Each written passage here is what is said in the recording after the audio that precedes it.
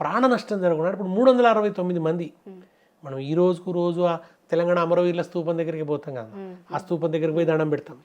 ఆ స్తూపం చేసిన ఏకా యాదగిరిరావు గారు కూడా చెప్పారు, ఆ కింద 9 బుల్లెట్ ఇంప్రెషన్స్ ఉంటాయమ్మా. మీరు స్తూపం కింద చూస్తే 9 రంధ్రాలు ఉంటాయి.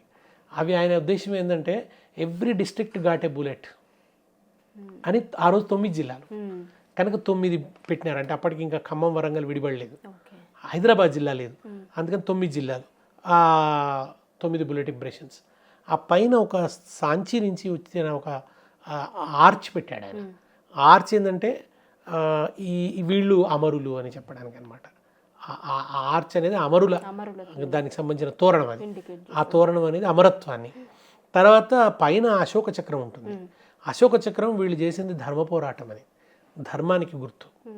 పైన ఒక అరవిచ్చిన మల్లె మొగ్గ, వీళ్ళ త్యాగం ఎవర్ ఫ్రెష్, నిరంతరం పరిమళాల్ని వెదజల్లుతుంది అని చెప్పడానికి. తర్వాత ఆయన ఒక మాట అన్నాడు, ఆయన ఏమన్నా అంటే అసలు దీని మీద దండ వేసే ధైర్యం అన్నా భవిష్యత్తులో తెలంగాణ వాళ్ళకు ఉంటుందా? అప్పటికే 69 ఉద్యమాన్ని అణిచేశారు. నెక్స్ట్ ఒక తెలంగాణ ఉద్యమం, అసలు తెలంగాణ డిమాండ్ ఎత్తుకునే ధైర్యం ఎవరికి లేదు. ఆ స్తూప నిర్మాణం కూడా చాలా కష్టంతో జరిగింది. ఆ స్తూపం అక్కడ పెట్టడానికి ఒప్పుకోలేదు, దానికి చాలా స్ట్రగుల్ చేయవలసి వచ్చింది. ఆ స్తూపం ఆవిష్కరణకి నోచుకోలేదు.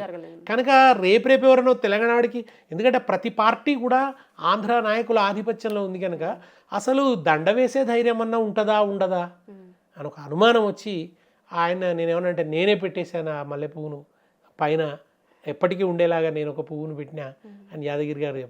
నాకు అది కనుపాప చూపుల్ల కన్నీటి పాటల్ల ఎన్నీలా దీపాల ఎలుగులైనోళ్లకు ఏటి పాయల నీటి ఊటలా జోహార్ గట్ల మీది గట్టి చిలుకలా జోహార్ చిలుకలా జోహార్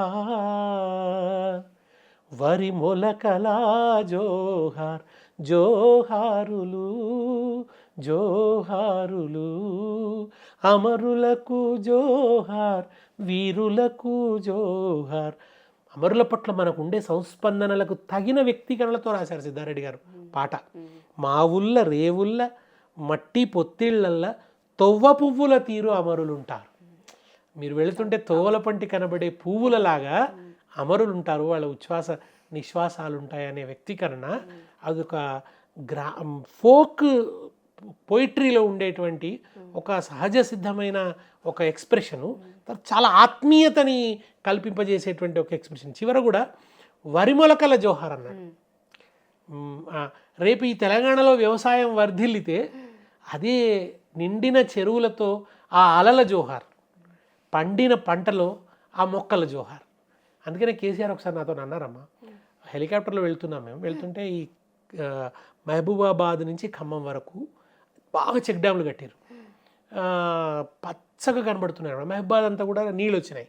మన తెలంగాణ వచ్చిన తర్వాత నీళ్ళు వచ్చినాయి, తెలంగాణ వచ్చిన తర్వాత నీళ్ళు వచ్చినాయి అక్కడికి. శ్రీరామ్ సాగర్ వరద కాలువ నుంచి వచ్చినటువంటి నీళ్లు, అప్పటి వరకు ఆ కాలువల్లో నీళ్లు బారిందే లేదన్నమాట.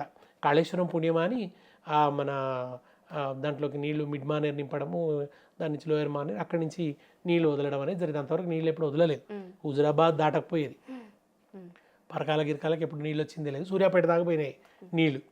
అయితే ఆ మహబూబాద్ చూస్తూ సీను వరిమొలకల జోహార్ అన్నారు కదా, ఇదే కదా వరిమొలకల జోహార్ అంటే అన్నాడు. ఆ మొత్తం తివాచి పరిచినట్టు ఆకుపచ్చదనం కనబడుతుంటే శ్రీకాంతాచారి మరణం ఒక్కసారి కలచివేసింది. నేనైతే ఆ రోజు కుప్పకూలిపోయాను, చాలా దుఃఖం వచ్చింది ఆ పోలీస్ స్టేషన్లో. అయ్యో ఈ పిల్లలు ఇట్లా రియాక్ట్ అవుతున్నారు కదా అని చెప్పి చాలా బాధ అయింది.